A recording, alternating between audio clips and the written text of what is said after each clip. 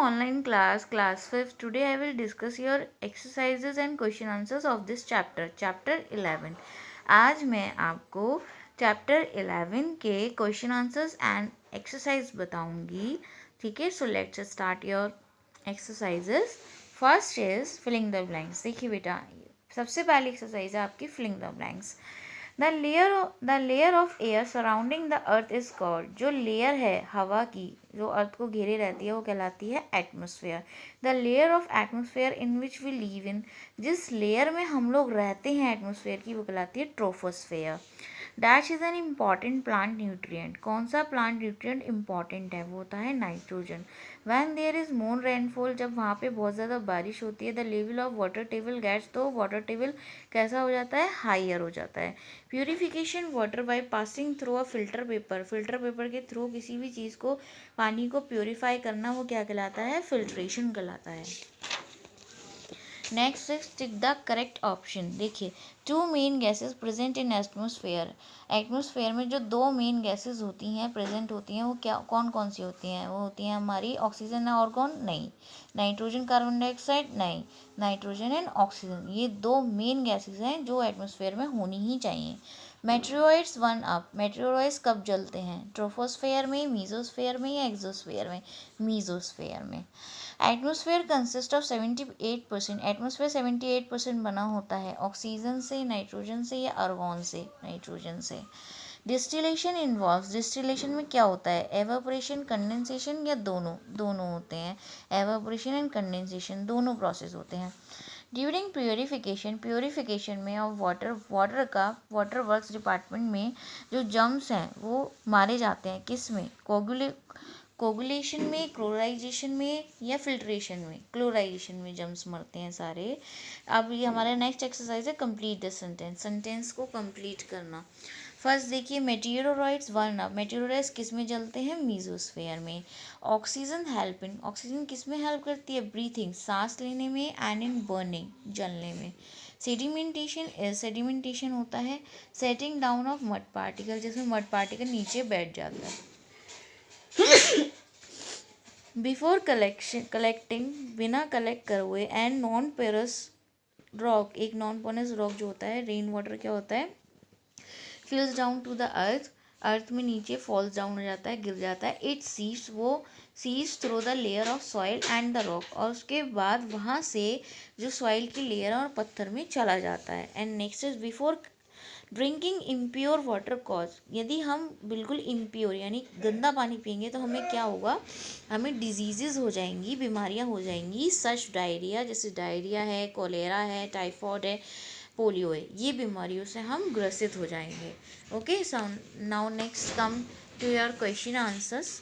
Okay, first है हमारा जैसे आंसर इन वन वर्ड में आंसर दे, वन सेंटेंस में आंसर देना है.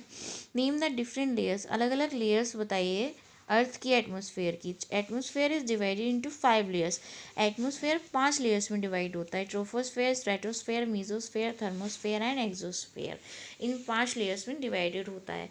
How is ozone useful to us. Ozone हमारे लिए किस प्रकार से यूजफुल है? Ozone is useful to us, वो हमारे लिए यूजफुल है बिकॉज क्योंकि it protect living things from ultra violet radiation from the sun. क्योंकि ये जो सूरज की जो अल्ट्रा वायलेट किरणें जो आती हैं उनसे जीवित चीज़ों को प्रोटेक्ट करता है, उनकी रक्षा करती है ozone layer. What is humidity. नमी क्या है? The amount of water vapour in the air. हवा में पानी की जो पानी की जो मात्रा होती है वो ह्यूमिडिटी कहलाती है. And what is decantation. Decantation क्या होता है? The clear water on top पर जो साफ पानी होता है is poured gently into another container. वो जब सावधानी से दूसरे कंटेनर में जाता है. Taking care not to disturb the sediment at the bottom. जब सेडिमेंट को हम बॉटम में नीचे बिना डिस्टर्ब किए दूसरे कंटेनर में भेजते हैं तो this process is called decantation. तो वो प्रोसेस डिकेंटेशन कहलाता है. Name the different step involve in water treatment. Water treatment में कौन कौन से स्टेप्स होते हैं? कोगुलेशन होता है, सेडिमेंटेशन, फिल्ट्रेशन एंड क्लोराइजेशन. क्योंकि इसमें सिर्फ उन्होंने हमसे नेम पूछा. अब हमारे आ जाते हैं मेन क्वेश्चन आंसर जो कि वन सेंटेंस में नहीं होते हैं, थोड़े लंबे होते हैं. राइट इन ब्रीफ, शॉर्ट में लिखिए about the second layer of the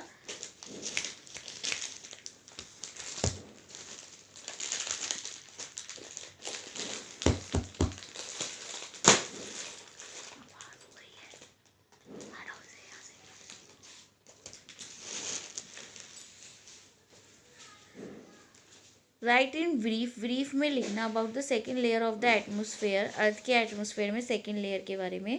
stratosphere, jet aircraft जो होता है फ्लाई इन दिस लेयर, वो इस लेयर में उड़ता है, बिकॉज क्योंकि देयर इज़ नो डिस्टर्बेंस, क्योंकि इस लेयर पे कोई डिस्टर्बेंस नहीं होता वेदर का। और कहीं ना कहीं इसमें ओजोन लेयर भी होती है।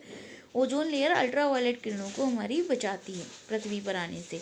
What are the properties of air, air की प्रॉपर्टीज़ क्या क्या होती हैं। Air occupy space, air space जगह घेरती है। एयर हैज़ वेट, एयर के अंदर वजन होता है। एयर एक्सर्ट प्रेशर, एयर में प्रेशर भी होता है, दबाव होता है। हॉट एयर राइजेज अप, गर्म हवा उड़ती है। हॉट एयर एक्सपेंड्स, गर्म हवा फैलती भी है। How does the atmosphere protect the earth, कहीं ना कहीं एटमोसफेयर पृथ्वी को कैसे बचाता है। Atmosphere protect life on the earth by absorbing harmful ultraviolet radiation to the sun, कहीं ना कहीं एटमोसफेयर ही हमारी पृथ्वी को अल्ट्रावायलेट रेडिएशन जो कि सूरज से आता है उसे ऑब्जर्व कर लेता है और हमारे जीवन को बचाता है। What is water table, water table क्या है।